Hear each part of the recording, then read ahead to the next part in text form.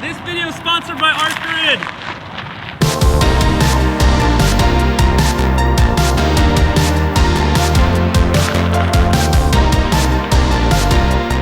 Today is a very exciting day because it finally feels like summer is on its way, and to celebrate that, Red Bull sent me their little summer pack. Look how cool this box is, and inside there's their new drink, the apricot drink, and they also sent me bocce ball. Thanks guys, this is so nice of you guys. Let's test out this flavor. We have to try it out. I've actually had this in the fridge cooling off for like a week while I was on a trip to Portugal, and I thought, when I get back, the snow will have melted and it'll be finally time to kick off the summer. So, apricot strawberry, here we come. Oh, this is very good, very refreshing for the summer. The second reason why today is a very exciting day is because in my hands, I am holding right now the Panasonic GH6. And this is a very exciting camera to be holding in my hands because it brings such nostalgic feelings back to me again. Back in 2017, I was shooting all of my weddings on the GH5, and the GH5 for me was so revolutionary because before that, I was shooting on the 5D Mark III, and we all know who are Canon users that back then with the 5D Mark III, it would be super shaky and jittery. If you filmed handheld, you'd just be like, ugh. So you'd have to use that huge Manfrotto monopod. Do you guys remember those days? Right now I'm getting all these nostalgic feelings, but I had to have that huge Manfrotto monopod with the 5D Mark III in order to get nice stable shots until then came the GH5, and then you were able to film everything handheld, do nice gimbal-like walking shots, and it was game-changing. So I loved the GH5 until I started shooting for my YouTube channel. And with the GH5, I just wasn't able to vlog because I didn't have the autofocus that I needed. And because of that, I switched away from the GH5 into, for example, the R5 and other cameras. But now we've got the GH6, and I'm very excited to go over with you guys about this camera, what's been changed, what's gotten better, and what was the experience of shooting with the GH6. So let's go through some of the specs of the Panasonic GH6. It's a long list, so I'm gonna read it off for you. It's got a 25 megapixel Micro Four Thirds sensor. It can do 4K 60 frames per second at 422 10-bit unlimited recording. You've got 5.7K 60 frames per second, 4K 120 frames per second, and 1080 at 240 frames per second. You also got ProRes 422 HQ, you got log, and you got the dynamic range boost mode, which gives you 13 stops of dynamic range. Not to mention, you got 7.5 stops of 5-axis stabilization, which is just insane. With this camera, with a kind of a hack because of the sensor and stabilization, you can do 100 megapixels handheld high resolution mode, which is crazy. As well, you've got the dual slots, you got the CF Express, and as well the SD card slot, and as well built-in active cooling, so you'll never overheat like the R5. So that's a lot packed into this camera, and guess what? It's only going for $2,899, which is $600 cheaper than the Sony a7S III and $1,000 cheaper than the Canon R5. So what's the catch? This almost sounds too good to be true. Well, the GH6 is a Micro Four Thirds sensor, which essentially means that it's a lot smaller than the traditional full-frame cameras that we're used to using. That means that there's less information in the footage and you get less shallow depth of field. But there are upsides to it. For example, a lens is gonna have a 2x crop factor. So if you're using a lens, for example, that was like a 24-70, it's actually gonna be a 48 to 140 millimeter lens. Now, this is perfect for people who are wildlife photographers or sports photographers who really need to get that focal length. And because of 2x crop factor, you're gonna be able to get that a lot easier, whereas the full frame camera, you gotta be buying really expensive glass to get that long focal length. Some other perks, well, the Micro Four Thirds lenses are way smaller. They are a lot smaller than a full frame lens. Just look at the comparison between my Sony lenses and the lenses for the GH6. It's incredibly smaller. And the last perk of having a Micro Four Thirds sensor is that because it is smaller, you have really nice stabilization to get those really nice, smooth, gimbal-like shots. All right. Enough of the pros and cons and specs and all these lists and numbers. Well, what was it actually like to shoot with the Panasonic GH6? Well, I actually had the opportunity to take this guy with me on my recent trip to Portugal, and I just wanted to shoot some fun memories from that trip, so here they are.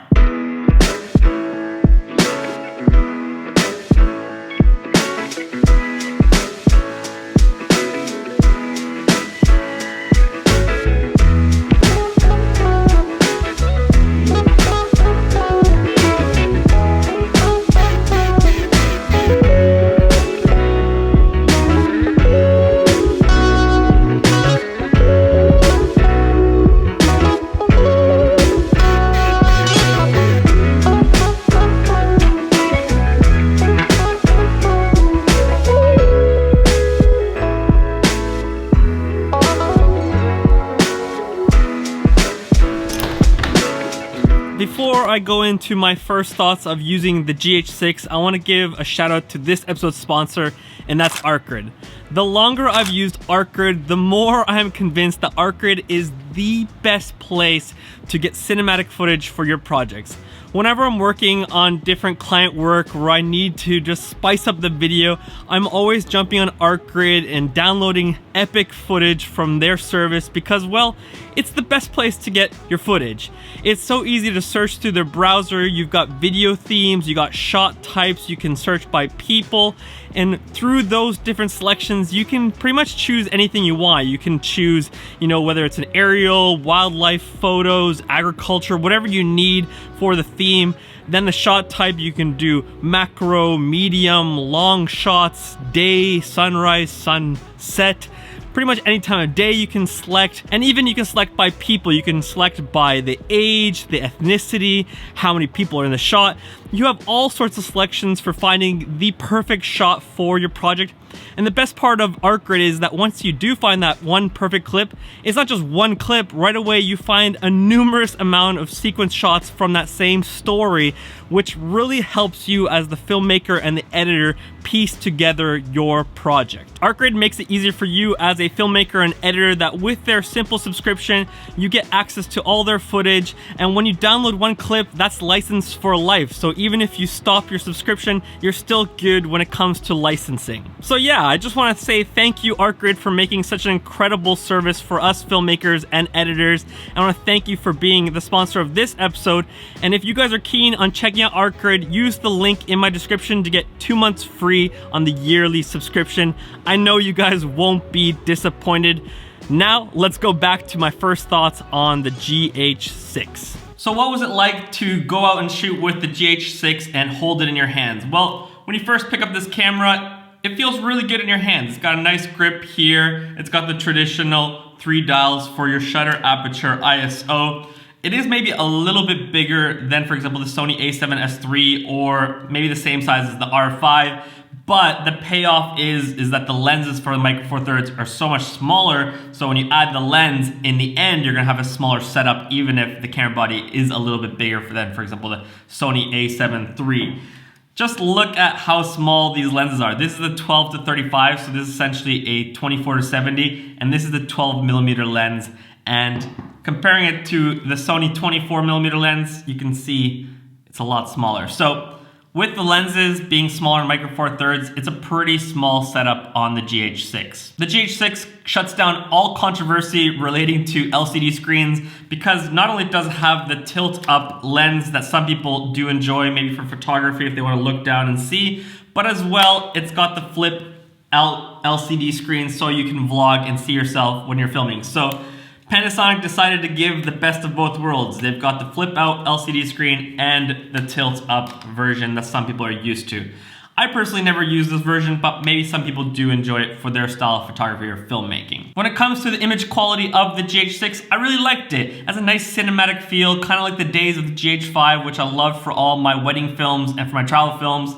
The skin tones looked really nice, the footage was really easy to grade, and overall, I liked the image quality. Now, does it look the same as what we're used to with full frame cameras? No. It doesn't have that same full frame look, it doesn't have that shallow depth of field, but I still really like the image quality of the GH6. When it comes to dynamic range, it was quite interesting to test out the dynamic range boost. I don't know what kind of magic is happening in the camera, but when you turn it on, you definitely do get more dynamic range, especially in the highlights you can see in the image. Now the downside is that when you're using the dynamic range boost, it has a base ISO of 2000, so for some people, you gotta make sure that you're having your ND filters to bring down the exposure on those shots. As well, the dynamic range boost mode doesn't work on all frame rates, so that is a little bit of a limitation on that feature. But it is crazy to see how camera companies are starting to utilize software with the lens and sensors to make an even better image, kind of like what we're used to with iPhones and their computational photography. When it came to slow motion, the GH6 is a beast. The 4K 60 frames per second,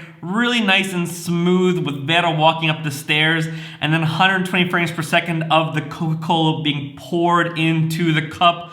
Ooh, please Coca-Cola, sponsor me as well. Red Bull and Coca-Cola, that would be the dream for me if I had in one corner of my office, Red Bull fridge, and another corner, a Coca-Cola tap, maybe even. That would be pretty cool to have a tap. But the slow motion looked really nice and smooth on this camera. I really appreciate the fact that the camera has both 60 frames and 120 frames per second at 4K. The 240 frames per second at 1080, it does look good, but it's very hard to use because the autofocus doesn't work then, which is ironic because before the days of YouTube and with the GH5 and 5D Mark III, I always shot everything manual. All my weddings, all my trial films, I was shooting in manual, but now for many years, I haven't been shooting manual. And let's just say, it was quite hard to nail the focus. I was trying to play around with the 240 frames per second in Portugal, and I missed a lot of the shots. So autofocus doesn't work when you're using 240 frames per second, which is a downside. And now the feature that I'm probably most excited about when it comes to the GH6 is the image stabilization. There was these shots that I was filming of Vera walking up the stairs, and we all know walking upstairs sideways, forwards, backwards is not the most smoothest endeavor. And the shots just looked so smooth and so nice. There wasn't any weird jello effect that sometimes I've been getting on other cameras, but it just looked really good. And that's one of the pros of Micro Four Thirds cameras. Their stabilization is impeccable. Yes, I used that word, impeccable. All right, so those are the pros of the GH6. Well, what are some of the cons? Well, like I mentioned earlier, with the GH5, one of the main reasons why I stopped using the GH5 was because I started making content for my YouTube channel and I needed autofocus. Now, the autofocus has gotten a lot better from the GH5 to the GH6, but it's still not at the same level I found as the Sony a7 III or the R5, where it's just so responsive and so good. But it has gotten a lot better. I was doing some tests with me moving my head back and forth, and it is following me and it is working, but it's maybe just a little bit smoother. Maybe if I dialed in the settings, testing out the sensitivity and speed, you could get it even better and more dialed in, but it would take some time for me to just test out and practice with. But the autofocus isn't as good as other full frame cameras. The second con of the GH6 is the user experience. It's not as easy to just pick up the GH6 and start filming as compared to like an R6 or R5 or even the Sony a7S III. They're pretty easy to just pick up and start filming. The settings are pretty much dialed in for you with small tweaks. But the GH6, you definitely gotta know a lot about the camera. And that's why I would say that the GH6 maybe isn't for a beginner filmmaker. So who would the GH6 be perfect for? Well, first off, I would say that this is like a new and improved camera for all wedding videographers. If you wanna have just that cinematic gimbal-like features all in one camera without having to have the big cinema camera and the big gimbal setup, this camera is for you. So if you're a wedding videographer, highly recommend the GH6. As well, if you are a run and gun filmmaker who doesn't want to get slowed down by having all of the extra stuff, I would say that the GH6 is perfect for you. And lastly, like I mentioned earlier, for any really high-end cinematic filmmaker who wants maybe just a smaller setup sometimes or wants a good solid B camera, I would highly recommend the GH6. Ultimately though, nowadays all cameras are just insane. So really, when we're talking about the pros and cons of camera, we're really nitpicking the negative sides because the pros outweigh all cons of cameras these days because they've just gotten so good.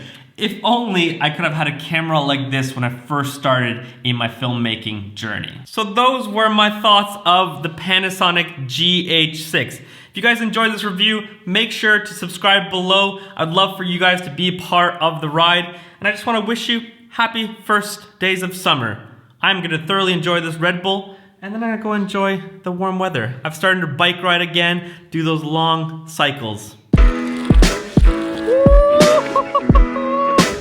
Feels good to be back on the bike. Remember, go sign up with Artgrid.